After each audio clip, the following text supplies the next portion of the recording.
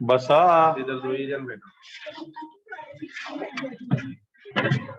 अरे आहे ना तिकडे जागा तिकडे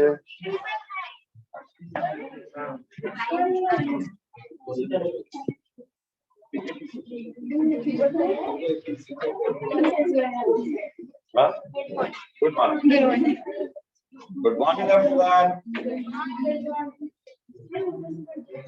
good morning fusion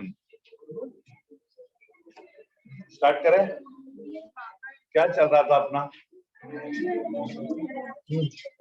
weapon weapon weapon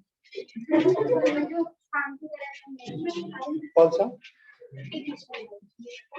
क्या कराते हैं इंटीग्रेशन वाला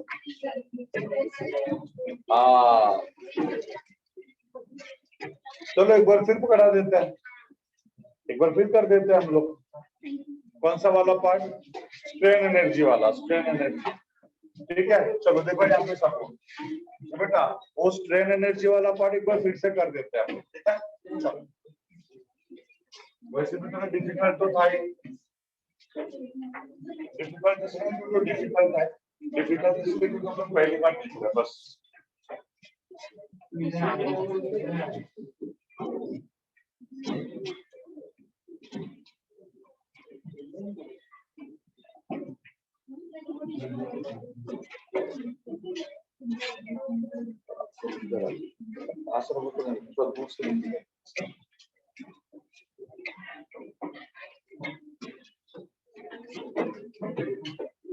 ओके ओके हमको क्या चाहिए था बेटा बोलो strain energy what is strain energy what is strain energy बोल दे बेटा स्ट्रेन एनर्जी क्या है ये देखो ये हमारा कोई एक बॉडी है मैं इसको डिफॉर्म करना चाहता हूं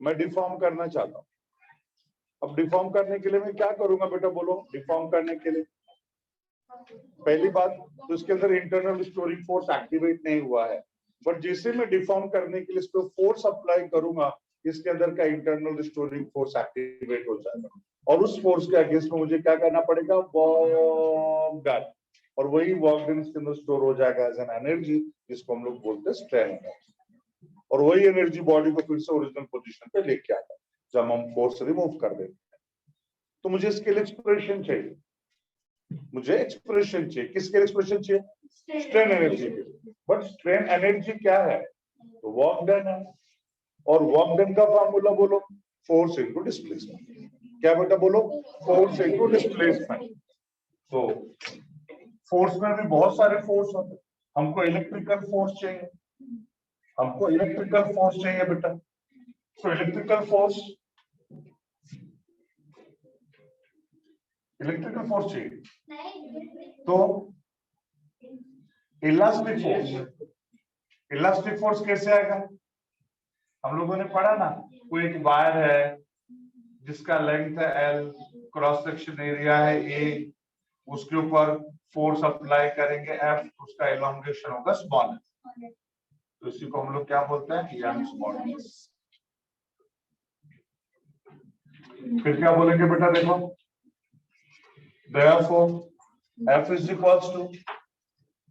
equals to YA small l by capital L ये हमारा फार्मूला हो ये सबसे इंटरनल फार्मूला है बराबर है लेकिन मैंने बोला ना बेटा हमें सबसे पहला इसके अंदर के इंटरनल स्टोरिंग फोर्स को एक्टिवेट करना है इसके अंदर के इंटरनल स्टोरिंग फोर्स को एक्टिवेट करना प्रॉपर्टीज हम लोगों ने पढ़ा था ना जब तक हम इसको डिफॉर्म करने की कोशिश नहीं करेंगे तब तक इसके अंदर का इंटरनल स्टोरिंग फोर्स एक्टिवेट ही नहीं होगा पढ़ा था ना हम लोगों ने तो बेटा वही चीज है तो मान लो मैंने थोड़ा सा फोर्स अप्लाई किया स्मॉल है जिसकी वजह से उसका एलोंगेशन होगा स्मॉल एस तो एक जस्ट फोर्स अप्लाई करके मैंने उसके अंदर क्या क्रिएट कर दिया बेटा बोलो उसके अंदर इंटरनल स्टोरिंग फोर्स एक्टिवेट कर अब इस फोर्स के अगेंस्ट में मुझे क्या करना पड़ेगा वर्क डन बट हमारा प्रोसेस क्या है पहला छोटा सा वर्क डन करो छोटे से एलोंगेशन फिर उसको इंटीग्रेट करो तो हमको टोटल आ जाए क्योंकि मैथ्स का फार्मूला इसको कैलकुलस बोलते हैं बेटा कभी भी छोटे से पार्ट का वैल्यू फाइंड आउट करो और बाद में उसको इंटीग्रेट करो तो टोटल वैल्यू हमें आता है यही बताया था ना मैंने पहले भी, इंटीग्रेशन डेरिवेटिव का क्या मतलब है। इंटीग्रेशन का मतलब होता है बेटा हमको छोटा से बड़ा वैल्यू फाइंड आउट करना, और डेरिवेटिव का मतलब होता है बड़ा से छोटा वैल्यू फाइंड आउट। तो हमारा ये प्रोसीजर रहेगा। यहाँ पे हम लोग क्या करेंगे, यहाँ पे dw is f dx, dw is equal to f dx। ये छोटा सा वर्क डन होगा, छोटे से इलॉन्गेशन। तो टोटल के लिए क्या करेंगे, dw f dx, limit apply करेंगे 0 to w 0 to l। Sir एक लिमिट क्या होता है, मैंने बताया था बेटा, कि एग्जांपल भी दिया था आप लोगों को। इंटीग्रेशन का मतलब टोटल होता है। अब टोटल में भी बहुत सारी कैटेगरीज है, बहुत सारी चीजें हैं। जैसे मैंने एग्जांपल दिया था 11 students of fusion, 11 students of Mumbai, 11 students of Maharashtra, 11 students of India, 11 students of Asia, world, universe. कितने सारे अलग अलग कलेक्शंस हो गए ना। तो हमें किसका टोटल चाहिए, हमें किसका टोटल चाहिए छुटकी बेटा? यस, मुंबई का, फ्यूजन का, महाराष्ट्र का, इंडिया का, एशिया का, वर्ल्ड का, यूनिवर्स का, किसका टोटल? और लिमिट अप्लाई करना पड़ता, लिख देंगे भाई महाराष्ट्र का, मुंबई का, फ्यूजन का, वर्ल्ड का, यूनिवर्स का, और लिमिट अप्लाई करना पड़ता। तो मैंने पे लिमिट अप्लाई कर दिया। अब क्या होगा बोलो, dw 0 टू w, f का वैल्यू क्या है, y x l dx 0 to l। मैंने बोला था ना बेटा, dw का w, dx का x, dw, d बोले तो डेरिवेटिव, डेरिवेटिव बोले तो छोटा। जब डेरिवेटिव में से d निकलेगा तभी तो बड़ा वर्क डन आएगा ना। तो dw का क्या हो जाएगा बेटा, बोलो w, dw का w 0 टू w, समझा। और यहाँ पे क्या होगा, y a l out constant है, इंटीग्रेशन में क्या बच जाएगा, x dx 0 टू l। फिर बेटा एक बार हम लोगों ने इंटीग्रेशन का फॉर्मूला अप्लाई कर दिया, फिर क्या करना रहता है बोलो, फिर क्या करना रहता है? फिर हम लोगों ने लिमिट अप्लाई करना है। लिमिट कैसे अप्लाई करेंगे, जो भी आया उसको दो बार लिखने का, w माइनस w, एक जगह पे हायर लिमिट माइनस एक जगह पे lower, equals to y a l as it is. इसका इंटीग्रेशन होगा x square by 2 0 to l। कैसे आया ये फार्मूला मैंने बताया था बेटा, देखो integration of x power n dx का फार्मूला होता है x power n plus 1 upon n plus 1। तो यहाँ पे क्या था, x का कोई भी पावर नहीं है, मतलब पावर क्या है 1, तो 1 प्लस 1 2 डिवाइड, समझा ना बेटा। तो n प्लस 1 n प्लस 1, तो यहाँ पे कोई भी पावर नहीं मतलब 1 है, तो 1 प्लस 1 2 अपॉन 2 2, समझे कैसे है। तो तो तुम्हारा फॉर्मूला हो गया। और ये वाला पार्ट अभी क्या हो जाएगा, w minus 0 w y a l, और यहाँ पे क्या हो जाएगा बेटा बोलो, l square by 2 minus 0, higher l square by 2 minus lower 0 by 2 is 0 आ गया। So w is equals to half y a l square by बड़ू l, तो w is equals to half y a small l by बड़ू l into small l, तो half इसके जगह पे लिख सकता हूँ ना f इनटू l। तो ये समझो छुटकी। और जो हमारा वर्क डन है उसी को हम लोग बोल देंगे एनर्जी, क्योंकि वर्क डन तो स्टोर होता है ना ऐसा एनर्जी। Okay expression. फिर अगला पार्ट क्या फाइंड आउट क्या था, strain energy per unit volume. तो U बाई V, U क्या है हाफ एफ, वॉल्यूम क्या होगा एरिया इनटू लेंथ, काय को एरिया इनटू लेंथ, काय को area into length, volume. U strain energy का उस जगह पे जो है वो लिखा, वॉल्यूम की जगह पे एरिया इनटू लेंथ। अब इसको अरेंज करो, half F by A small l by बड़ू l। अब ये वाला हो जाएगा स्ट्रेस, ये हो जाएगा strain, that is half stress into stress. एक बार स्ट्रेस का वैल्यू रखो, एक बार स्ट्रेन का वैल्यू रखो, और दो डेरिवेशन। समझे सबको? टॉपिक में और कुछ बचा है क्या, चेक कर लो। और फ्रिक्शन वाला पार्ट बचाओ, रब करें।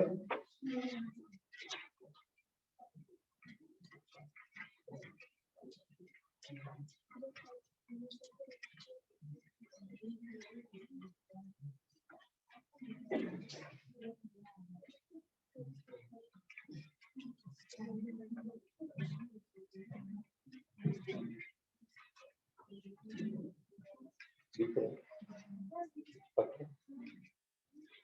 हाँ बेटा,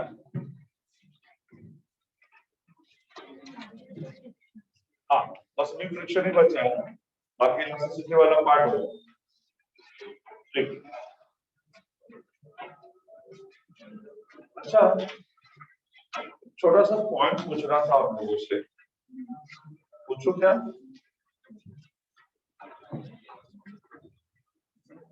फ्रिक्शन के बारे में क्या जानते हो? What is friction? Friction, viscosity, viscous drag, सुना है कभी? तो चलो मैं छोटा सा क्वेश्चन पूछता हूँ आप लोगों से, सब जरा ध्यान से देखो यार। ये बेटा, एक छुटकी के सर पे अगर ऐसा गन रख के ट्रिगर दबा दूं तो क्या होगा? स्वाहा हो जाएगी मेरी बच्ची, स्वाहा हो जाएगी कि नहीं? मस्त एक होल बन जाएगा, स्वाहा, है ना बाबू? उस बुलेट का क्या स्पीड रहेगा बेटा? पूछ रहा हूं, उसका स्पीड 100 से लेके 700 800 कुछ भी हो सकता है, डिपेंडिंग ऑन द गन। अलग अलग गन होते हैं ना बेटा, तो अलग अलग गन में अलग अलग स्पीड होता है, बट उसका स्पीड 100 से लेके 700 800 मीटर पर सेकेंड रहता है, 100 से 700 मीटर पर सेकेंड। और वो बुलेट लगता है तो हमारी वाट लग जाती है, बराबर है? चलो एक काम करते हैं ना बाबू, हम लोग एक क्लाउड है, बादल हमारे, ये जो रेन ड्रॉप्स नीचे नीचे आ रहे हैं, मुझे इसका स्पीड कैलकुलेट करना है। ये रेन ड्रॉप्स जो क्लाउड से नीचे आ रहे हैं, मुझे इनका स्पीड कैलकुलेट करना है। उसका स्पीड में कैसे कैलकुलेट कर सकता हूं? उसका स्पीड कैलकुलेट करने के लिए मुझे कौन सा फॉर्मूला अप्लाई करना चाहिए? शॉर्ट ऐसा मैं पूछना चाहता हूं।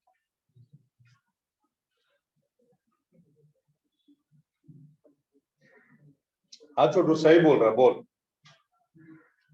बोल, सही बोल रहा है। अपन टाइम ही आएगा, लेकिन जब भी हमारे बूंदे जब भी बादल से गिरते तो भी वो एक्सपांड होते हैं, उसको फ्रिक्शन फोर्स करते हैं, उसमें पार्टिकल्स होते हैं, उसमें जो फोर्स अप्लाई होती है उसकी स्पीड बढ़ जाती है, और फ्रिक्शन में माइनस करना पड़ेगा। ओके, लेकिन वो फॉर्मूला कौन सा लगेगा ना? याद करो, laws of motion, sorry motion plane में फर्स्ट पेज पे मैंने लाइन मारवाया था आप लोगों से और लिख के दिया था, अगर हमारा मोशन यूनिफॉर्म है तो दो प्यारे प्यारे फॉर्मूले, नॉन यूनिफॉर्म है तो तीन गंदे गंदे फॉर्मूले लिख के दिया था, याद आ रहा है? और मैंने बोला था कि वो दो प्यारे प्यारे फॉर्मूले क्या है? Speed is equal to distance upon time, velocity is displacement upon time. What about गंदे गंदे फॉर्मूले तीन? v is equals to u plus at, s is equals to ut plus half at square, v square is equals to u square plus 2s। ये लिख के दिया था ना मैंने। साथ में नीचे और भी कुछ लिख के दिया था कि हमें कैसा पता चलेगा हमारा मोशन यूनिफॉर्म है कि नॉन यूनिफॉर्म, बोला था ना बेटा? तो हमारा मोशन यूनिफॉर्म है कि नॉन यूनिफॉर्म, वो कैसे पता चलेगा? तो मैंने लिख के दिया था किसी भी बॉडी पे जब कभी भी फोर्स एक्ट होगा, मतलब पक्का वो मोशन क्या है?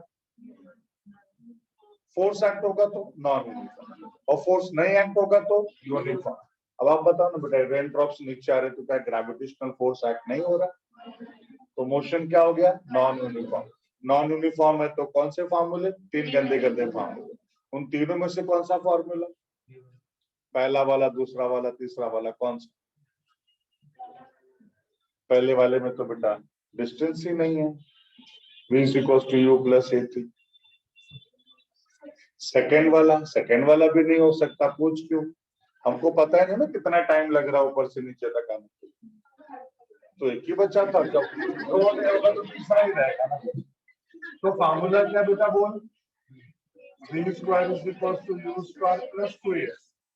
याद करो मैंने बोला था किसी भी बॉडी को जब हम हाइट से ड्रॉप करते हैं तो उसका इनिशियल वेलोसिटी क्या हो जाता है, 0, और जब ऊपर फेंकेंगे तो फाइनल वेलोसिटी क्या हो जाएगा, 0। बोला था ना मैंने। तो बेटा यहाँ पे इनिशियल वेलोसिटी बिकॉज ऊपर से नीचे आ रहे हैं ना, तो हियर u का वैल्यू 0 मीटर पर सेकंड और a का वैल्यू क्या हो जाएगा बेटा, g। s कितना ले लेते बेटा बोलो, s डिस्टेंस काफी हाइट से आता है, 2000 मीटर ले लो फॉर एग्जांपल, 2000 मीटर ले लो, इससे बहुत ज्यादा होता, 2000 बोले तो 2 किलोमीटर, उससे बहुत ज्यादा ऊपर से आता। और बस वैल्यूज रख दो, तो v square is equal to 0 2 बोलो ना a 10 बोलो ना s 2000, तो ये क्या हो गया 40,000। तो v बोले तो 4 का 2 और ये 2 0 का 2 0 का 1।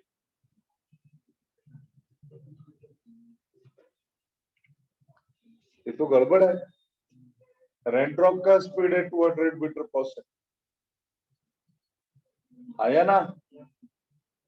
तो अगर एक बुलेट का स्पीड अगर 100 होता है और वो हमारी बॉडी को पेनिट्रेट कर पाता है, हमारे बॉडी को पेनिट्रेट कर पाता है, तो बुलेट का भी स्पीड तो 200 मीटर पर सेकंड है ना। वो भी तो हमारे अम्ब्रेला को पेनिट्रेट करना चाहिए, हमारे बॉडी को पेनिट्रेट करना चाहिए। मास ये बेटा तुझे पता है इतने छोटे छोटे भी बुलेट्स होते, बहुत छोटे छोटे भी बुलेट्स होते। मान लो एक बुलेट और एक रेन ड्रॉप के मास में कोई बहुत बड़ा डिफरेंस नहीं हो, बराबर उसका आंसर दे लेंगे, तेरे भी आंसर क्या। अगर एक बुलेट का मास ज्यादा है, थोड़ा ज्यादा है मान लो, और रेन ड्रॉप का मास थोड़ा कम है, तो ज्यादा से ज्यादा क्या होगा, बुलेट का मोमेंटम ज्यादा होगा और रेन ड्रॉप का मोमेंटम थोड़ा कम होता है। बुलेट का मोमेंटम ज्यादा है तो क्रॉस हो जाता है, इसका मोमेंटम कम है तो एटलीस्ट इतना तो लगना चाहिए कि पट्टी बिट्टी बांधना पड़े खून में थोड़ा बहुत, इतना तो लगना चाहिए। उल्टा तो एंजॉय करते हैं, बारिश आ रहा है बादल जाके, भाई इतने स्पीड से आ रहे हैं तो डेंजरस है ना। हाँ अभी आपका बोले थे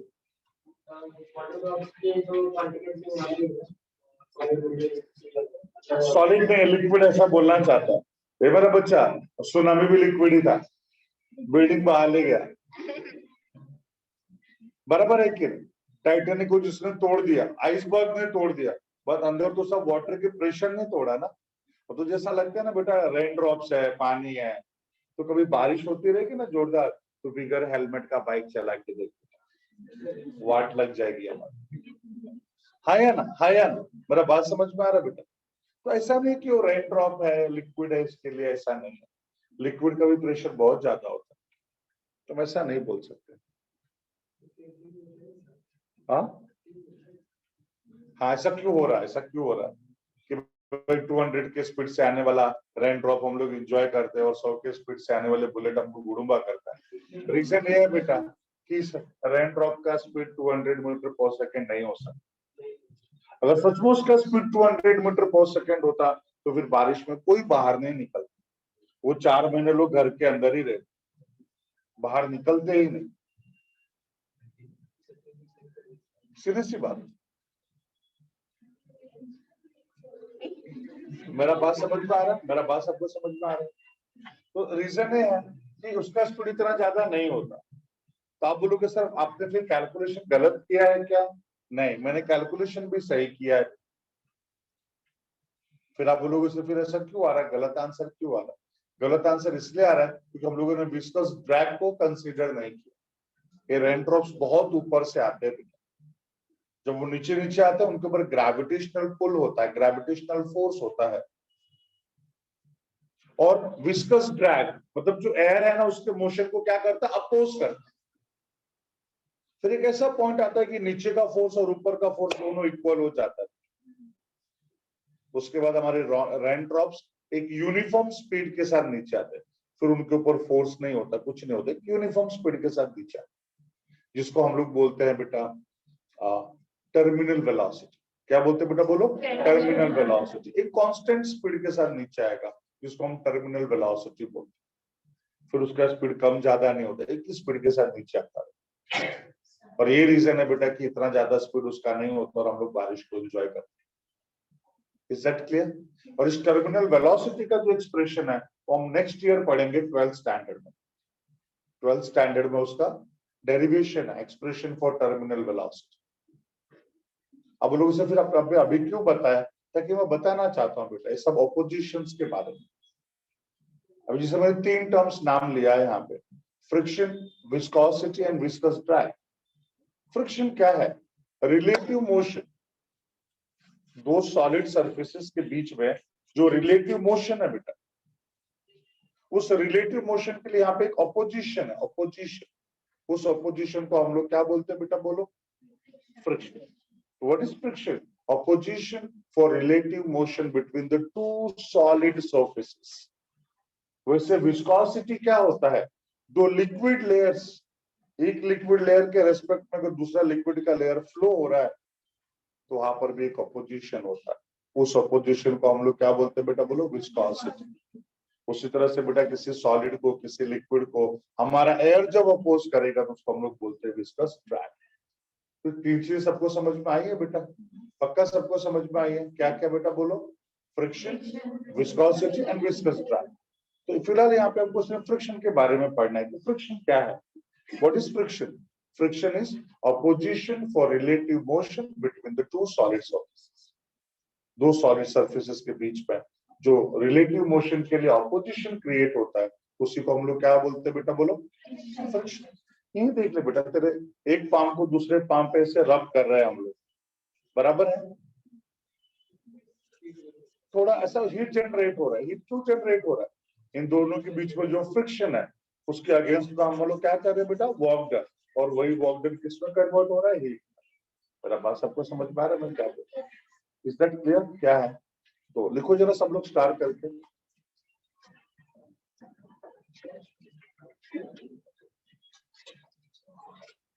एग्जाम्पल मैं 12th में फिर देने वाला हूँ, देखता हूँ तब तक किसको याद रहेगा।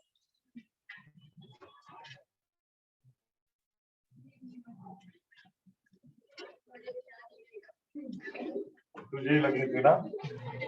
ओके ओके, लिखो फ्रिक्शन, हेडिंग डालो friction and right opposition for relative motion, opposition for relative motion between two solid surfaces, opposition for relative motion between two solid surfaces, opposition for relative motion between two solid surfaces is called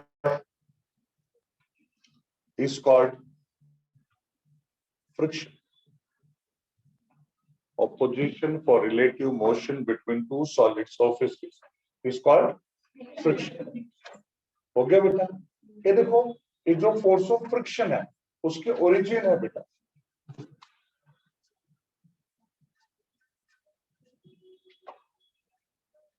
origin of force of friction। Origin क्या है force of friction का? ये force of friction create क्यों होता है? तो उसके 2 reason है बेटा। First,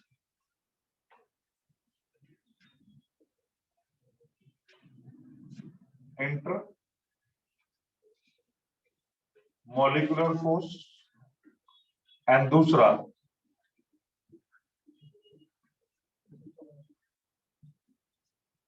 interlock system. 2 रीजन है बेटा, intermolecular force and interlock system. अब बोलोगे सर इंटरमोलिकुलर फोर्स क्या है? What is intermolecular force? कोई भी सब्सटेंस होने दो बेटा, कोई भी substance, it is made up of small small molecules. Every substance is made up of small small molecules. Her substance बेटा छोटे छोटे मॉलिक्यूल से बना हुआ है। और कोई भी दो मॉलिक्यूल्स के बीच में एक फोर्स ऑफ अट्रैक्शन होता है जिसको हम बोलते हैं intermolecular force. I repeat, between any two molecules, whether these two molecules are from the same substance or different substance, दो मॉलिक्यूल एक ही सब्सटेंस के होने दो या अलग अलग सब्सटेंस के होने दो, कोई फर्क नहीं पड़ता, उनके बीच में फोर्स ऑफ अट्रैक्शन होता ही है। नहीं होगा ऐसा हो ही नहीं सकता। So always an attractive force exists between the two molecules. और जो दो मॉलिक्यूल्स के बीच का जो इंटरमोलिकुलर फोर्स होता है, मतलब जो फोर्स ऑफ अट्रैक्शन होता है, उसी को इंटरमोलिकुलर फोर्स बोलते हैं। बेटा यही रीजन है कि इलेक्ट्रिक और मैग्नेटिक फोर्स का जो श्योर टेस्ट है वो रिपल्शन, अट्रैक्शन नहीं है। मैंने जो बोला सर समझा नहीं होगा। इलेक्ट्रिक और मैग्नेटिक फील्ड का जो श्योर टेस्ट है, पक्का वाला टेस्ट है ना, वो रिपल्शन, अट्रैक्शन नहीं है। इसका मतलब ये है कि अगर दो बॉडीज के बीच में से अट्रैक्शन हो रहा है तो जरूरी नहीं कि उनके बीच में इलेक्ट्रिक या मैग्नेटिक फील्ड है, शायद वो इंटरमोलिकुलर फोर्स की वजह से अट्रैक्ट हो रहा है। भाई अगर दो बॉडीज अट्रैक्ट हो रहे हैं तो या तो पॉजिटिव नेगेटिव होंगे या नॉर्थ साउथ होंगे, तभी अट्रैक्ट होंगे ना। हम लोग ऐसे ही सोचते हैं, पर जरूरी नहीं है, शायद वो इंटरमोलिकुलर फोर्स की वजह से अट्रैक्ट हो रहे। इसके लिए अट्रैक्शन, इलेक्ट्रिक और मैग्नेटिक फील्ड का श्योर टेस्ट नहीं है। आता है एंट्रेंस में point, sure test for electric and magnetic field is attraction, repulsion, both, none of above. इसका करेक्ट आंसर है रिपल्शन, अट्रैक्शन नहीं, क्योंकि अट्रैक्शन शायद इंटरमोलिकुलर फोर्स की वजह से हो रहा है।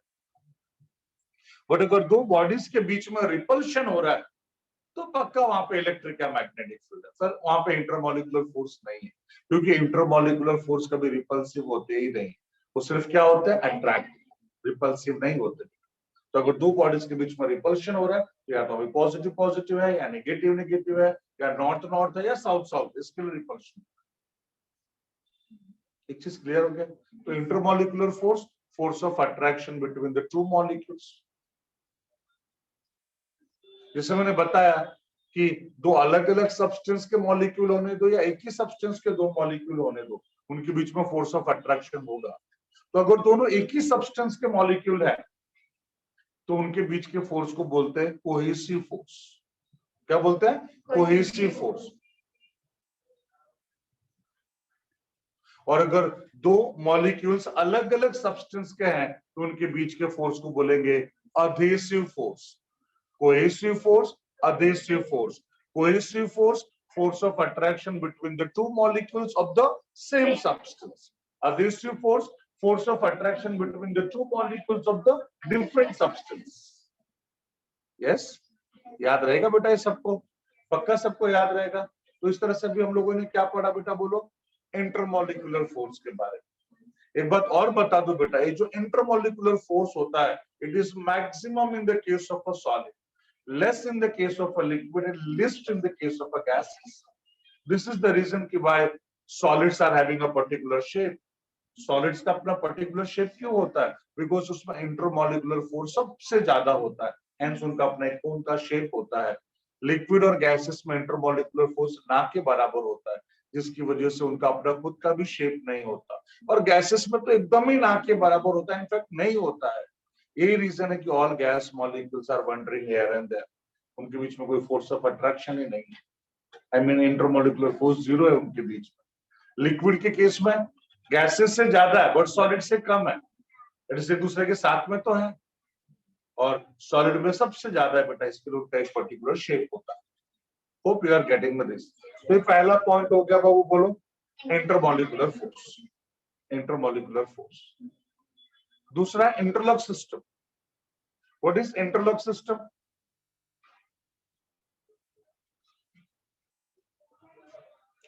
इंटरलॉक सिस्टम क्या है? ये देखो इंटरनल सिस्टम है, मान लो कोई भी बॉडी होने दे बेटा, कोई भी बॉडी, ये बोर्ड को ही ले लो, हमको ऐसा दिख रहा है स्मूथ प्लेन ऐसा दिख रहा है। जब हम इसको ना माइक्रोस्कोप से देखेंगे ना इस प्लेन सरफेस को, तो भी ऐसा आंकड़ा बाकड़ा दिखता है। इसको हम बोलते हैं हिल्स एंड डेल्स। क्या बोलते हैं? Hills and dales. इसी को हम लोग बोलते हैं प्रोजेक्शंस। क्या बोलते हैं? प्रोजेक्शंस। तो इवन ऑन प्लेन सरफेस, जो एकदम प्लेन दिख रहा है, उसको भी माइक्रोस्कोप से देखेंगे तो ऐसा स्ट्रक्चर दिखाई देता है। वैसा यहाँ पर भी होगा, यहाँ पर भी।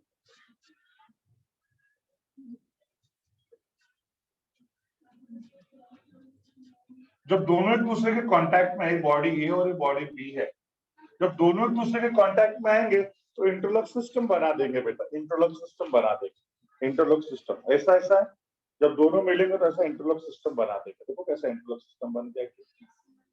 हाँ ये बेटा डायरेक्ट दोनों ऐसे है, इंटरलॉक सिस्टम नहीं बना, उनको ऐसा मूव करो, इजीली मूव हो रहा है ना। अब इंटरलॉक सिस्टम बन गया, दोनों को ऐसा कैच कर लिया, अब मूव करो जरा, अब मूव होगा क्या? नहीं मूव होगा। ऐसा नहीं कि नहीं मूव होगा, ताकत लगाना पड़ेगा ज्यादा तब जाके मूव होगा। और उसी को हम लोग क्या बोलेंगे बेटा? बोलो इंटरलॉक सिस्टम। तो इवन ऑन प्लेन सरफेस पे भी प्रोजेक्शंस होता है। जो रफ सरफेस उसकी तो बात ही छोड़ो, जो प्लेन सरफेस है उसमें भी ऐसे प्रोजेक्शंस, ऐसे दो सरफेसेस को एक दूसरे के कांटेक्ट में लाएंगे तो उनके प्रोजेक्शंस एक दूसरे के साथ ऐसा इंटरलॉक सिस्टम बना लेंगे और फ्रिक्शन आ जाएगा उनके बीच में, एक ऑपोजिशन आ जाएगा रिलेटिव मोशन, जिसको फ्रिक्शन बोलते हैं। और ये तो है ही है, क्योंकि अगर दो बॉडीज अलग अलग है तो या तो ऐसा हो सकता है कि दोनों अलग अलग बॉडीज एक ही मटेरियल के बने, ऐसा भी हो सकता है दोनों बॉडीज सेम मटेरियल के बने। उनके बीच में जब आएंगे, जब दोनों एक दूसरे के बीच में आएंगे तो उनके बीच में क्या क्रिएट हो जाएगा बेटा? बोलो फ्रिक्शन। वो किसी भी तरह से हो सकता,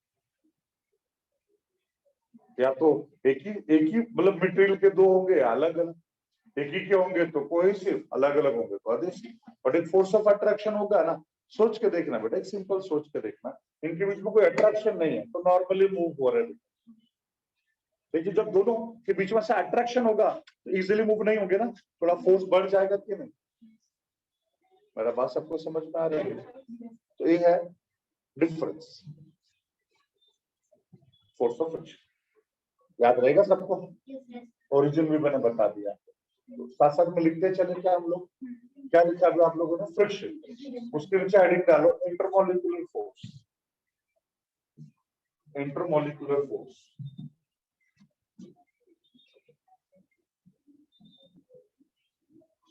और लिखो always an attractive force exists. Always an attractive force exists between the two molecules. Always an attractive force exists between the two molecules. Always an attractive force exists between the two molecules.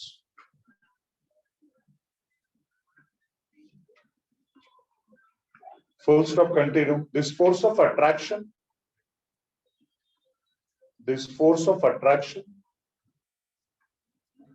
between the two molecules, this force of attraction between the two molecules, this force of attraction between the two molecules,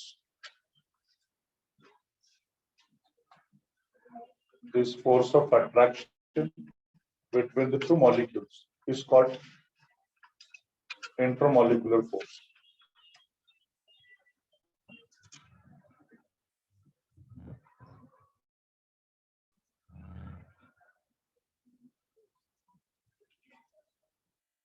अगला लिखो बेटा, कैसा लिखोगे पता है? ऐसा लिखो ना, कोहेशन एंड कोहेसिव फोर्स। ऐसा cohesion and cohesive force, cohesion and cohesive force. Cohesion क्या होता है बेटा? बोल कोहेशन। कोहेशन ना बराबर है, बट कोहेशन एक फिनोमिना है और कोहेसिव फोर्स एक फिजिकल क्वांटिटी। नहीं समझा? कोहेशन एक फिनोमिना है, कोहेसिव फोर्स एक फिजिकल क्वांटिटी। मैंने बोला था फिजिकल क्वांटिटी क्या होता है बेटा? What is physical quantity? किसी भी टर्म्स को अगर हम मेजर कर सकते हैं तो उसी को हम लोग बोलते हैं फिजिकल क्वांटिटी। किसी भी टर्म्स को जब हम मेजर कर सकते हैं तो उसको हम लोग फिजिकल क्वांटिटी बोलते हैं। बराबर है ना? तो कोहेसिव फोर्स को हम मेजर कर सकते हैं, कोहेशन को मेजर नहीं कर सकते। जैसे बेटा टर्म है ना नालायक, नालायकगिरी। नालायकगिरी एक फिनोमिना है, नालायक एक फिजिकल क्वांटिटी है। नालायकगिरी मेजर हो सकता है क्या? नहीं, वो मेजर नहीं हो सकता। नालायक मेजर हो सकता है, कम नालायक है, ज्यादा नालायक है, मीडियम नालायक है। नालायकगिरी तो मेजर नहीं हो सकता ना। तो नालायकगिरी क्या है? फिनोमिना। और नालायक क्या है? Physical quantity. उसी तरह से कोहेशन क्या है? फिनोमिना है। इसका डेफिनेशन कैसा होगा? Attraction between the two molecules of the same substance, या ऑफ अ सब्सटेंस बोल दो। अब बोले तो एक ही सब्सटेंस हो गया ना, अ सब्सटेंस। तो देख यहाँ पे मैंने किधर भी फोर्स वर्ड यूज किया क्या? किधर भी फोर्स वर्ड यूज किया नहीं किया। मैं फिर बोल रहा हूं, attraction between the two molecules of a substance is called cohesion, and force of attraction between them is called cohesive. Point है तो लिख लो cohesion and cohesive force and write down.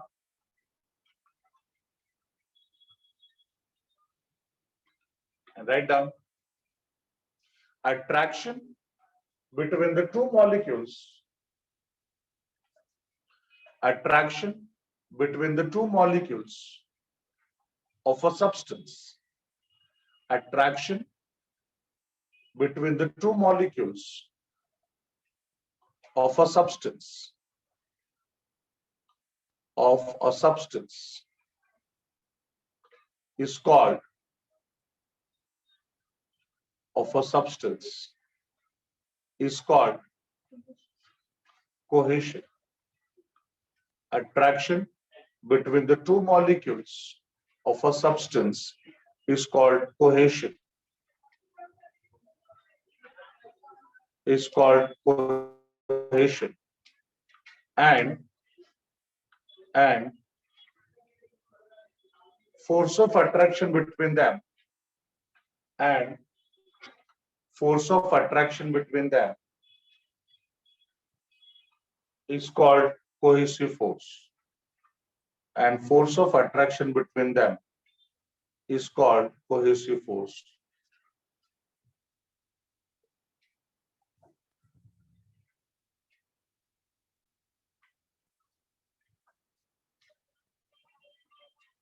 Done?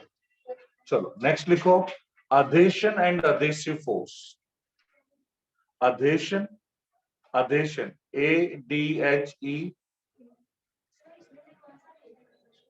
क्या हो गया? नहीं क्या बोले फिर से? कोहेसिव फोर्स को कोहेशन फिनोमेना, वैसे ही adhesion and adhesive force. हाँ ADH. अच्छा स्पेलिंग बोलो sir.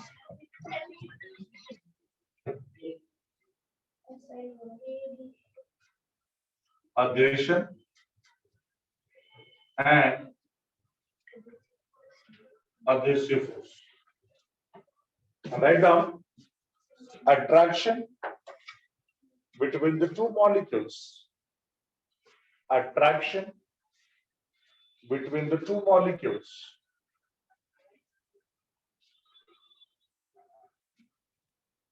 Attraction between the two molecules.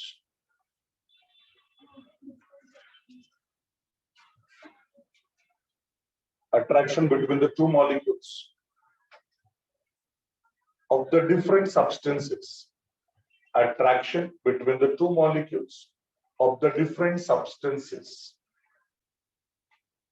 Of the different substances is called adhesion. Is called adhesion, and force of attraction between them, and force of attraction between them, and force of attraction between them is called adhesive force, and force of attraction between them is called adhesive force.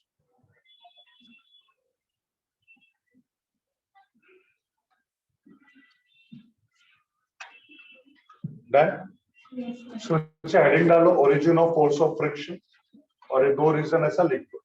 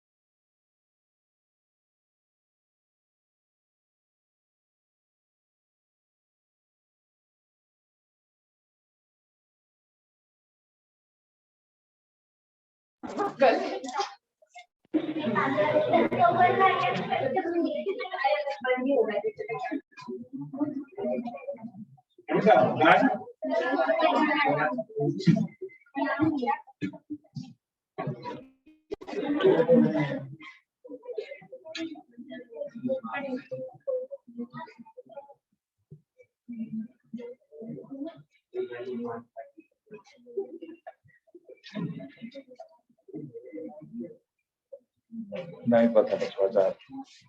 Okay okay यहाँ तक लिख लिया सब लोगों. Fine. अभी हम लोग अगले पॉइंट पे आ जाते हैं. Types of friction. Types of friction क्या है?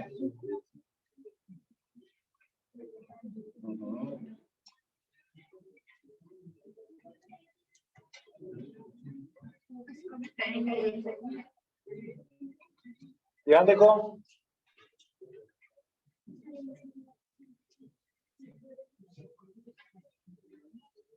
यहाँ पे friction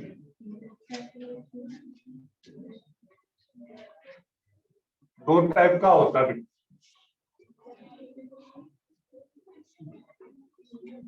first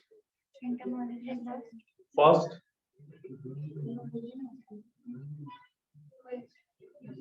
static friction,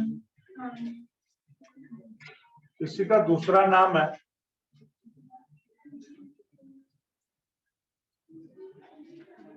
self adjusted force of friction, और इसी का नाम है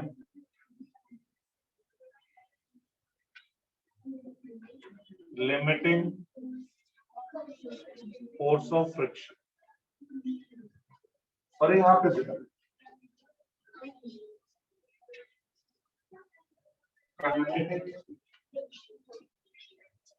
फोर्स ऑफ फ्रिक्शन, और इसी का नाम है डायनामिक फोर्स ऑफ फ्रिक्शन। बराबर है। इसको हम फर्दर दो पार्ट में डिवाइड कर सकते हैं।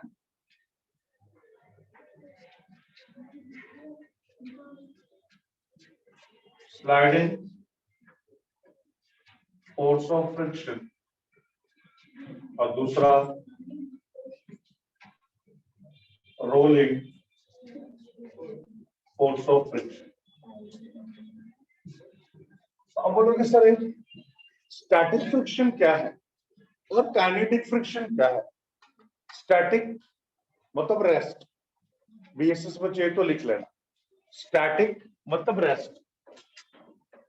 स्टैटिक का क्या मतलब होता है? रेस्ट।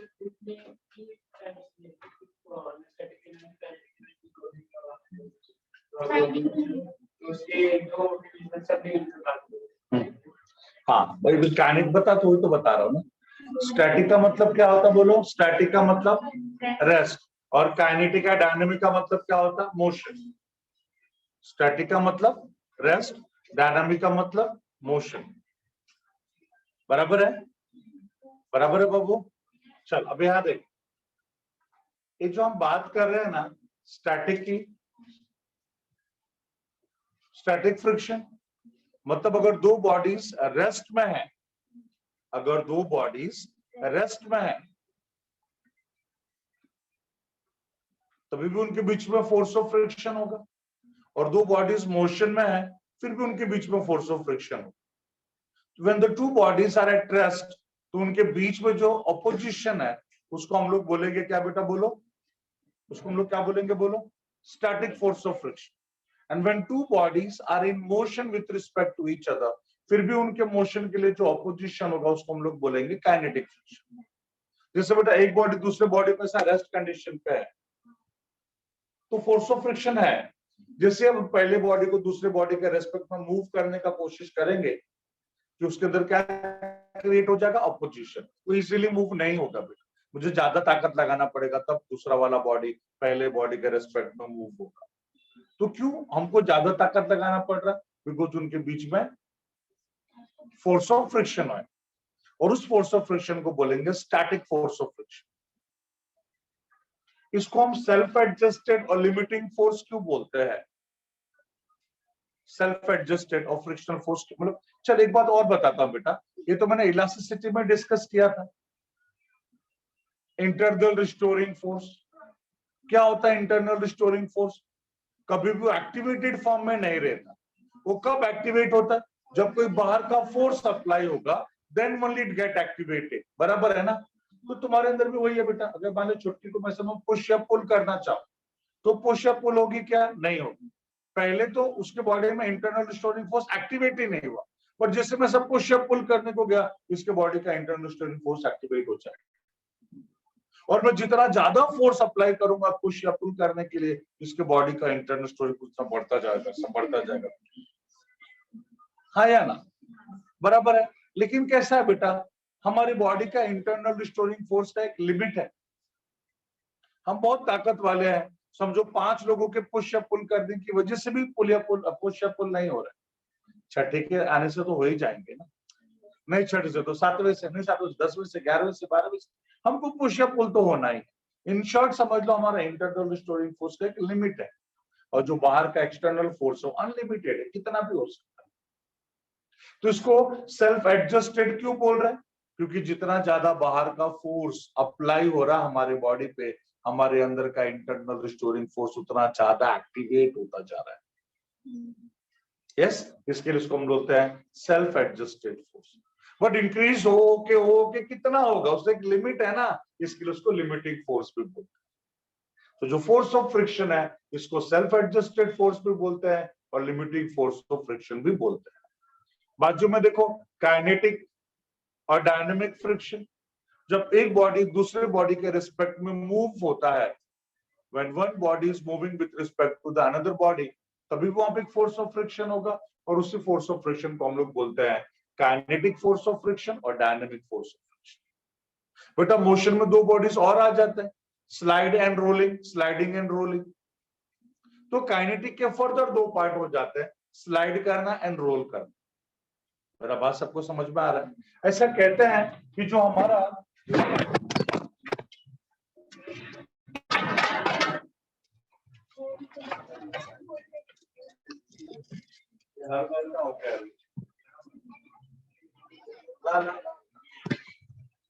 सॉरी मेरा मोबाइल,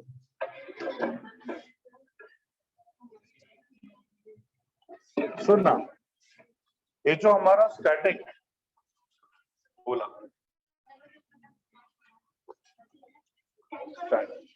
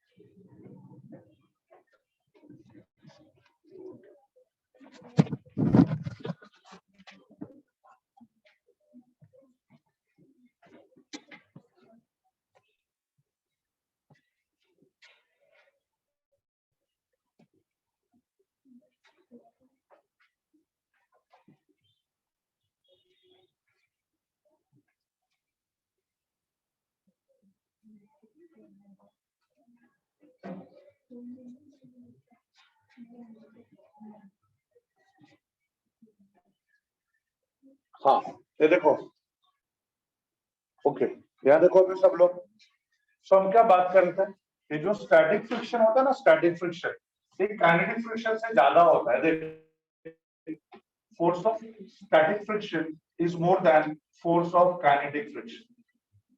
पूछोगे नहीं क्यों? बेटा अगर दो बॉडीज रेस्ट में है, अगर दो बॉडीज रेस्ट में है तो उनको इंटरलॉक सिस्टम के लिए टाइम मिलता है, बट अगर मोशन में है उसको इंटरलॉक के लिए टाइम नहीं मिलेगा ना इतना। ठीक है, तो हमारा स्टैटिक फ्रिक्शन काइनेटिक फ्रिक्शन से थोड़ा कम होता है। वैसे बेटा पता है ना, कोई भी बॉडी को ना भगाने का बोलते हैं ना, कोई भी चीज का स्टार्ट इंपॉर्टेंट हो, स्टार्ट में ज्यादा ताकत लगाना पड़ता है। बोलते हैं ना शो चालू हो गया तो प्रॉब्लम नहीं होता है, उसको स्टार्ट करना डिफिकल्ट। हाँ, स्टैटिक फ्रिक्शन, अगर दो बॉडीज रेस्ट में है, first body is rest with respect to the another body, rest में दोनों है, इनके बीच में फ्रिक्शन है ना, इंटरलॉक सिस्टम है ना, इंटरमोलिकुलर फोर्स है ना, एक बॉडी को दूसरे बॉडी को मूव करने के लिए जाऊंगा तो एक अपोजिशन क्रिएट होगा कि नहीं, उसको बोलेगा स्टैटिक फ्रिक्शन। और ऑलरेडी एक बॉडी दूसरे बॉडी को ऐसे मूव हो रहा है, तभी भी उनके बीच में फ्रिक्शन तो है, जिसको हम लोग बोलेंगे काइनेटिक फ्रिक्शन। एक चीज क्लियर हो गया? पक्का? ठीक है। और मैंने बोला static friction is more than kinetic friction. ठीक उसी तरह से स्लाइडिंग फ्रिक्शन है, रोलिंग फ्रिक्शन है। ये जो स्लाइडिंग फ्रिक्शन हो गया ना बेटा, it is more than rolling friction. पूछोगे नहीं क्यों? तो खुद ही सोचो ना, एक बॉडी को दूसरे बॉडी को मूव करो, स्लाइड करो, और एक बार रोल करो, किसमें ज्यादा ताकत लगाना पड़ता है? स्लाइड करना। रोलिंग में तो इजीली रोल होता है, मतलब sliding friction is more than rolling friction. ठीक है, तो इसको जरा इसको ऐसा ड्रॉ कर लो, इस टेबल को एज इट इज ड्रॉ कर लो, फिर हम आगे बढ़ते हैं।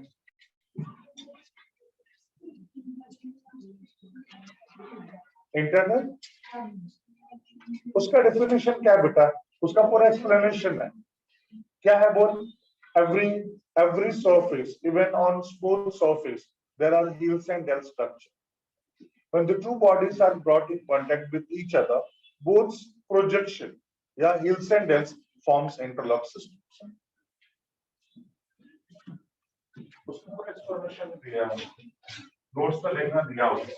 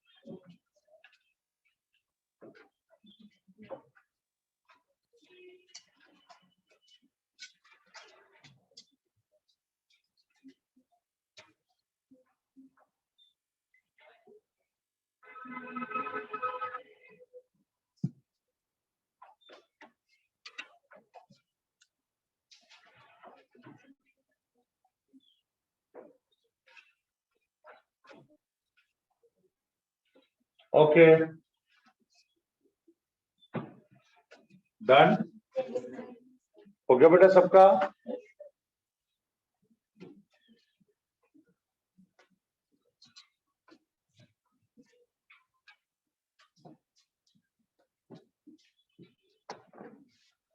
ये देखो,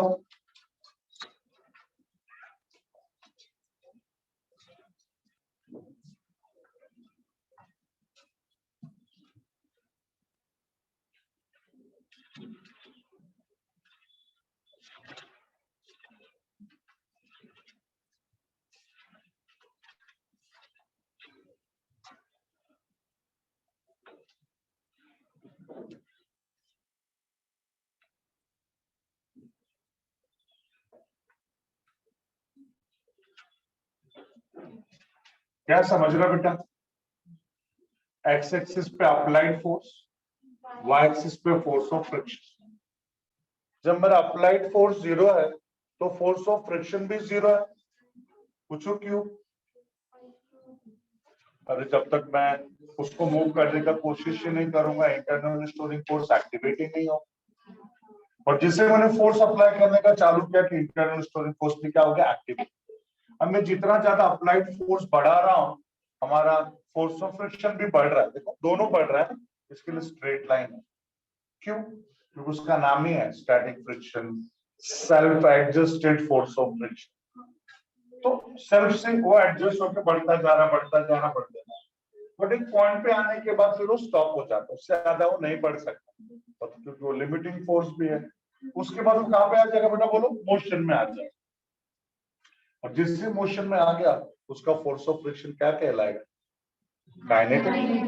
तो जो ये वाला फोर्स ऑफ फ्रिक्शन है ये है स्टैटिक और ये वाला फोर्स ऑफ फ्रिक्शन है थोड़ा कम हो गया ना। और मैंने बोला भी था kinetic friction is less than static friction. तो उसका मीनिंग समझा, ग्राफ का क्या है बेटा, अच्छे सबको समझा। अप्लाइड फोर्स है, जब वो जीरो है तो हमारा फोर्स ऑफ फ्रिक्शन भी जीरो है।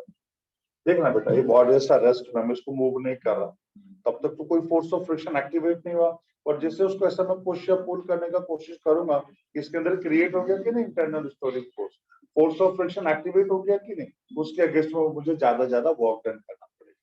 तो वही चीज यहाँ पर भी है कि जब applied force zero, force of friction भी zero. As applied force increases, force of friction also increases. Till a certain limit, it's keep on increasing because it is the self-adjusted force of friction. But एक limit के बाद, it becomes, मतलब it converts into kinetic, मतलब फिर वो motion में आ जाता है, थोड़ा small हो जाएगा और kinetic में करेगा। Is that clear? Draw कर लो इसको। हाँ मतलब देख बेटा उसी तरह से हो गया। फोर्स ऑफ फ्रिक्शन का भी कोएफिशिएंट वही है ना, इंटरनल स्टोरिंग फोर्स, काइनेटोलॉजिकल फोर्स है ना। तो बच्चे कम आएंगे। हाँ अच्छा इसलिए समझा कुछ अंदर भी ना सिर्फ फोटो बड़े में को चलावा कुछ करना कॉलेज में स्टूडेंट चल रहा है कौन सा ठीक चालू है मॉर्निंग का तो कुछ शाम को ऑनलाइन बैठती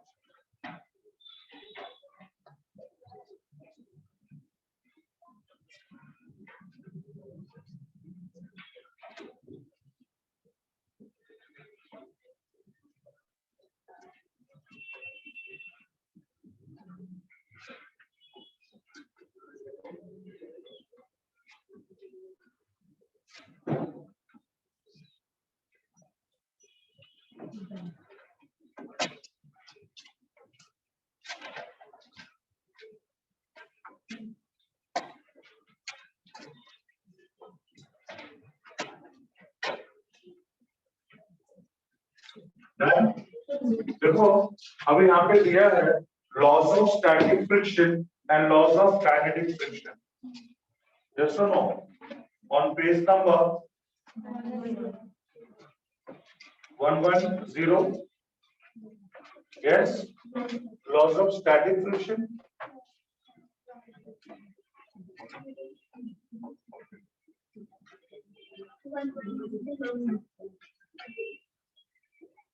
Yes, अभी स्टैटिक फ्रिक्शन का एक डेफिनेशन भी यहाँ पे दिया है पेज नंबर 1110 पे। लिखा क्या बोल्ड लीटर्स में दिया लेफ्ट हैंड साइड में, page number 110 left hand side first para में बोल्ड लीटर्स में दिया है the frictional force which balances applied force when body is static is called force of static friction.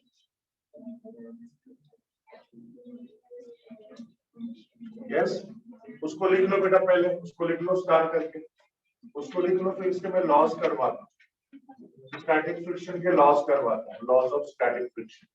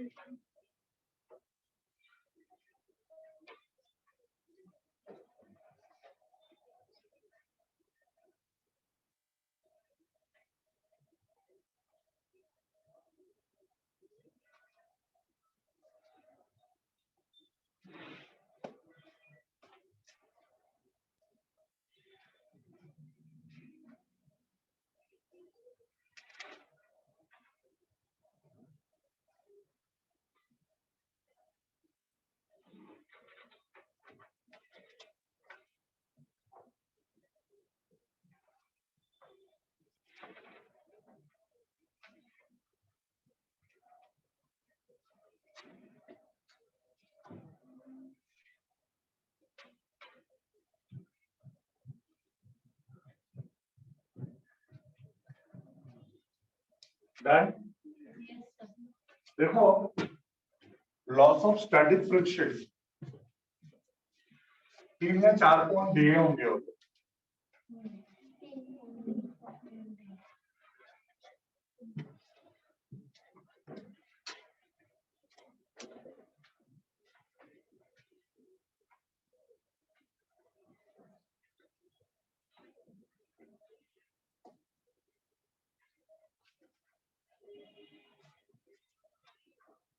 Loss of static friction, क्या पता loss of static friction? सबसे पहला law, static friction is directly proportional to normal reaction. Normal reaction क्या होता है? What is normal reaction? Any idea? Normal reaction क्या होता है? न्यूटन का थर्ड लॉ ऑफ मोशन पता ना? For every action there is equal and opposite reaction. बराबर है। एग्जांपल, बेटा कभी भी किसी भी बॉडी पे फोर्स अप्लाई करेंगे उसका एक रिएक्शन होता है। फॉर एग्जांपल, ये बेटा फोर्स बॉडी को डिस्प्लेस करता है कि नहीं? ये बेटा डिस्प्लेस हो गए, उसको कुछ डिस्प्लेस हो गए, बराबर है। हमको कौन सा फोर्स पुल कर रहा है? Gravitational force. We should get inside the earth like Sita मैया। जाते हैं? क्यों नहीं जाते? क्योंकि जितना हमारे बॉडी का वेट अर्थ के ऊपर है, अर्थ भी उतना ही फोर्स हमारे बॉडी को देता है एज अ रिएक्शन। उसी को हम बोलते हैं नॉर्मल रिएक्शन। नॉर्मल इसलिए बिकॉज ये हमेशा सरफेस पे परपेंडिकुलर होगा। देखो यहाँ पे समझो बॉडी है बेटा, कोई भी बॉडी को यहाँ पे हम लोगों ने प्लेस किया है लाइक दिस, इसका वेट किधर एक्ट होगा? डाउनवर्ड्स। और नॉर्मल रिएक्शन कैसा होगा बेटा बोलो? ऐसा, ऊपर। ये हमेशा सरफेस पे परपेंडिकुलर ही रहता है, इसके लिए हम उसको बोलते हैं नॉर्मल रिएक्शन। हमेशा सरफेस पे क्या रहेगा? परपेंडिकुलर, इसके लिए हम उसको क्या बोलते हैं? Normal reaction. नॉर्मल रिएक्शन याद रहेगा सबको। तो यहाँ पे force of static friction is directly proportional to normal reaction. So force of static friction equals to mu s n, where mu s is called coefficient of static friction. Coefficient of static friction. Yes, mu s is equals to fs pi. कौन समझा? चलो इसका मैं example देके बताता हूँ तो ज्यादा अच्छे से समझेगा। ये बेटा आपके पास या आपके गेट के सामने एक मारुति 800 खड़ी है, एक एसी वोल्वो खड़ी है। मारुति 800 छोटी सी गाड़ी है, 4 व्हीलर, और एसी वोल्वो तो भाई जाइंट है एकदम। दोनों खराब है, दोनों को धक्का मार। ये बेटा मारुति 800 को अपनी छुट्टी जाएगी, धक्का मार के स्टेशन पर छोड़ के आएगी, टेंशन नहीं, हाँ या ना? बट अगर इसी वोल्वो को धक्का मारना होगा तो हम सब लोगों को जाना पड़ेगा। रीजन क्या है बेटा बोल? रीजन बहुत ऑब्वियस है, मारुति 800 का मास ही बहुत कम है। मास बहुत कम मतलब वेट कम हो जाएगा। मास बोले तो एम, वेट बोले तो mg, mg कम हो जाएगा। mg कम हो जाएगा मतलब एक्शन कम हो जाएगा। एक्शन कम होगा मतलब रिएक्शन कम होगा, मतलब उसका नॉर्मल रिएक्शन क्या है? कम है। और जब नॉर्मल रिएक्शन कम होगा तो फोर्स ऑफ फ्रिक्शन भी कम होगा। अगर फोर्स ऑफ फ्रिक्शन ही कम है तो रेस्ट वाली बॉडी को मोशन में लाने के लिए थोड़ा सा फोर्स सफिशिएंट है। इसके लिए कोई भी एक पर्सन जाके धक्का मार के आ सकता है, उसको मोशन में ला सकता है। बट अगर हम वोल्वो की बात करेंगे तो उसका मास बहुत ज्यादा है। मास बहुत ज्यादा है तो वेट बहुत ज्यादा है, वेट बहुत ज्यादा है तो एक्शन बहुत ज्यादा है, एक्शन बहुत ज्यादा है तो रिएक्शन ज्यादा होगा। नॉर्मल रिएक्शन ज्यादा होगा तो स्टैटिक फोर्स ऑफ फ्रिक्शन भी ज्यादा होगा। इतना ज्यादा है कि किसी एक दो लोगों से वो मोशन में नहीं आएगा, हम सबको जाना पड़ेगा मोशन में लाने के लिए। तो hope you are getting with this. जितना ज्यादा नॉर्मल रिएक्शन होगा उतना ज्यादा static force of friction. Is that clear? सबको मेरी बात समझ में आई है? ठीक है, तो ये हमारा फर्स्ट लॉ हो गया। दूसरा लॉ क्या दिया बेटा? पर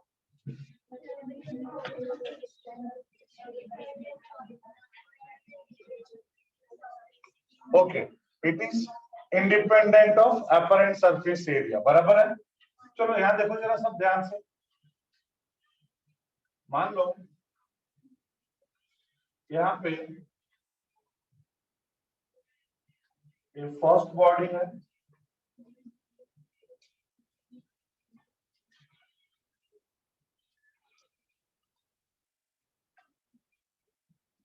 एक दूसरा बॉडी है, ये है ए, ये है बी, और यहाँ पे एक पुली। यहाँ पे हमें क्या करना बेटा? बोलो, वेट हैंग करना। कब तक उसमें वेट ऐड करते जाना? जब तक कि जस्ट मोशन में नहीं आ जाए तब, बराबर है? एक्चुअली किसका एग्जांपल है? Static friction. ये दोनों बॉक्सेस यहाँ पे है, इनके सरफेस एरिया, इसका सरफेस एरिया टेबल के कांटेक्ट में है, अरे रेस्ट में है। मैं इस पर क्यों वेट ऐड कर रहा हूँ? ताकि यहाँ पे फोर्स अप्लाई हो रहे, मोशन में आ जाए। तो मैं कब तक इस पर थोड़ा थोड़ा थोड़ा थोड़ा वेट ऐड करते जाऊंगा? जब तक ये मोशन में नहीं आए। जिस वेट पे जस्ट मोशन पे आ जाएगा मैं रुक जाऊंगा। सेकेंड टाइम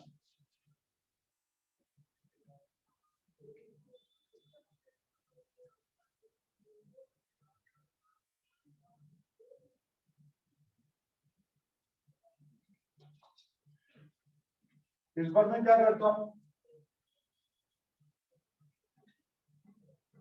दोनों बॉडीज को एक दूसरे के ऊपर ही रख देता हूं, और इसको फिर से मैं वेट ऐड करते जा रहा हूं। कब तक वेट ऐड करते जाऊंगा बेटा? बोलो, जब तक वो मोशन में ना आ जाए तो तब तक।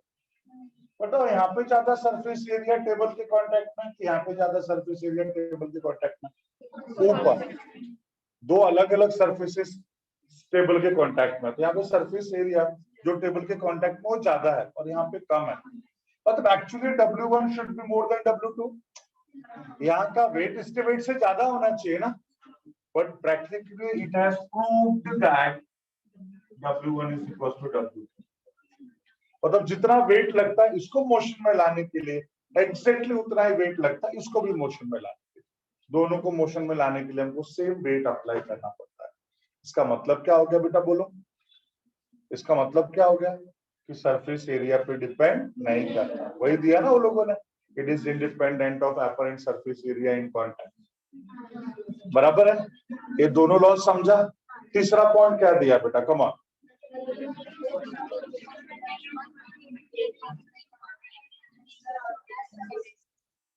ओके, बॉडी के नेचर पे डिपेंड करेगा बेटा। नेचर पे, नेचर पे बोले तो स्मूथ सरफेस है या रफ सरफेस है, स्मूथ सरफेस है या रफ सरफेस है, उसी को हम लोग क्या बोलते हैं बेटा? बोलो, नेचर।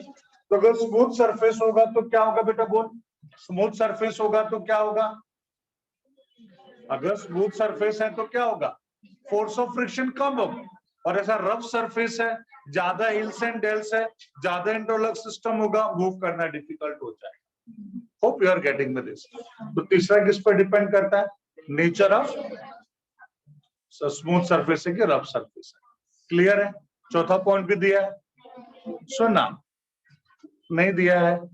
काइनेटिक फ्रिक्शन जरा पढ़ो, काइनेटिक फ्रिक्शन उसमें भी सेम दिया है कि नहीं? Laws of kinetic friction.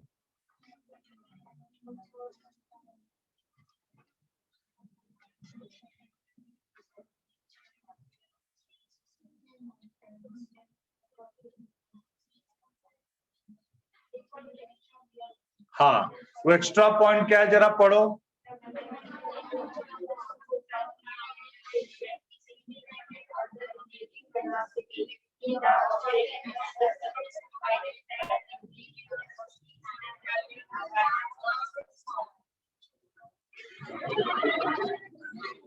कोई एक ही पढ़ो, पढ़। Independent of the relative velocity between the object and the surface, provided that the relative velocity is neither too large nor too small. Okay, सिर्फ काइनेटिक फ्रिक्शन में यही पॉइंट अलग है ना, एक अलग पॉइंट इतना ही है ना बेटा, बाकी तीनों पॉइंट्स तो सेम ही है। सिर्फ क्या होगा, यहाँ पे एफएस है तो वहां पे एफ के होगा, बस इतना ही फर्क है बेटा, यहाँ पर भी पॉइंट सेम ही रहेगा। देख अब ये जो पॉइंट बोला है, ये पॉइंट तो मैं बहुत पहले से आपको एक्सप्लेन करते आया हूं। ये लोगों ने बोला है कि वेलोसिटी बहुत कम होगा और बहुत ज्यादा नहीं होगा, तो वेलोसिटी पे डिपेंड नहीं करता कि फोर्स ऑफ फ्रिक्शन क्या होगा, तो force of friction is independent of relative velocity. Is that clear? मेरा पॉइंट सबको समझ में आ रहा है बेटा? अभी पॉइंट ऐसा है कि ये तुम्हारा रियल लाइफ में भी ऐसा ही होता है, और इस चीज का रियल लाइफ में कितना सारा एग्जाम्पल है। फॉर एग्जाम्पल, अगर आप लोग खाना नहीं खाओगे तो, खाना ही नहीं खाओगे समझो 1-2 महीने तक, तो स्वाहा, मतलब नहीं खाना प्रॉब्लम है, ज्यादा खाना उससे ज्यादा प्रॉब्लम है। मतलब हम नहीं खाएंगे तभी भी नहीं चलेगा, ज्यादा खाएंगे तभी भी नहीं चलेगा। तो पॉइंट है इक्विलिब्रियम, इक्विलिब्रियम मेंटेन होना चाहिए। तुम कच्चा खाना खा सकते हो क्या? जला हुआ भी तो नहीं खा सकते। Equilibrium matters. नहीं पढ़ाई करोगे तो चलेगा क्या? ज्यादा पढ़ाई करोगे फिर भी नहीं चलेगा।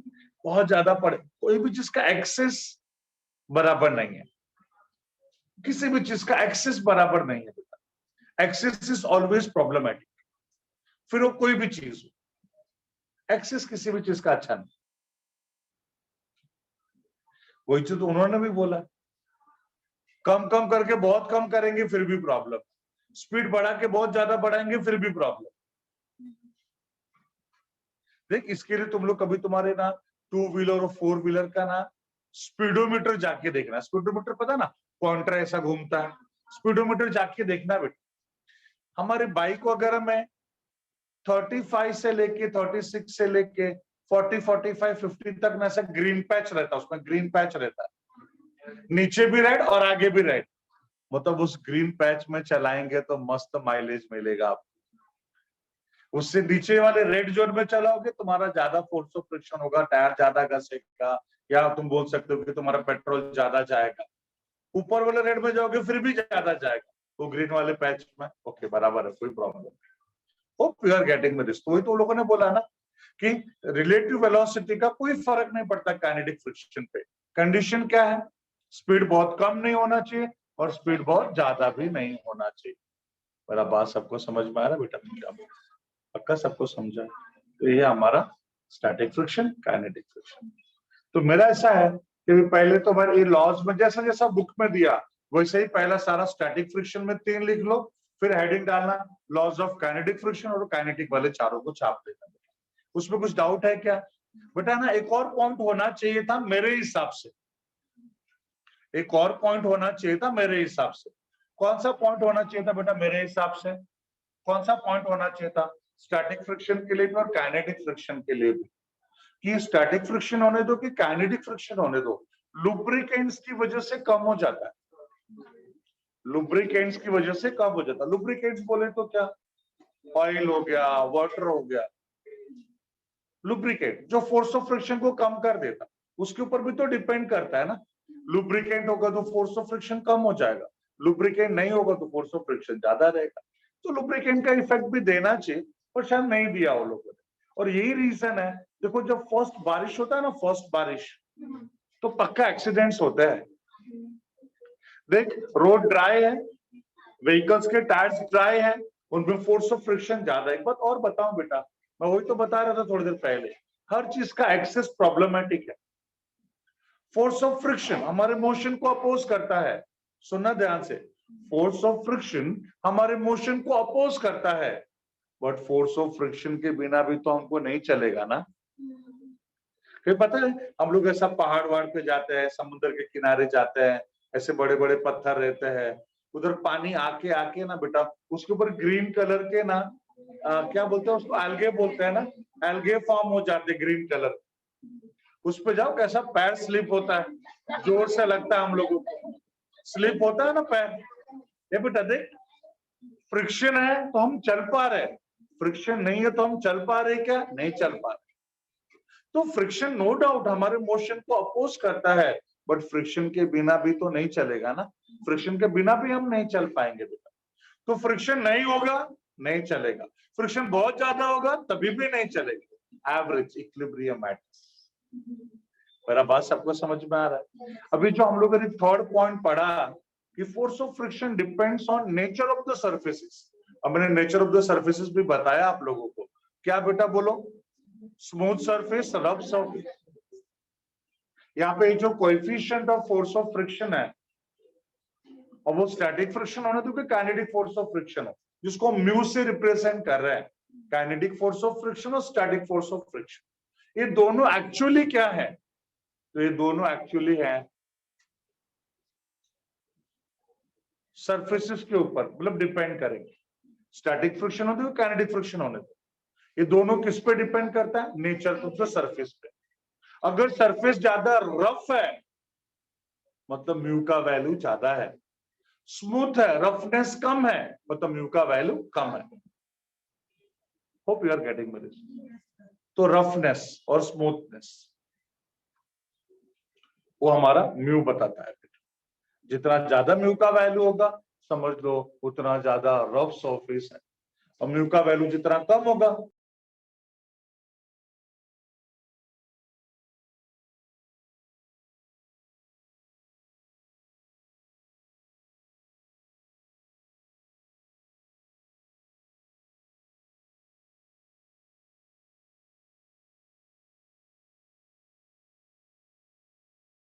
कराऊंगा। ठीक है? हाँ बेटा, मैं शाम को मैं क्या करूंगा बोलो? इसके लिस्ट ऑफ फॉर्मूले दूंगा और न्यूमेरिकल्स कराऊंगा। याद रहेगा? तो that's all for the today. हाँ, लॉस घर पे लिख लो ना बेटा, दोनों के लॉस लिख लो, स्टैटिक फ्रिक्शन के भी काइनेटिक फ्रिक्शन के। ओके, चलो बाय, आओ जो।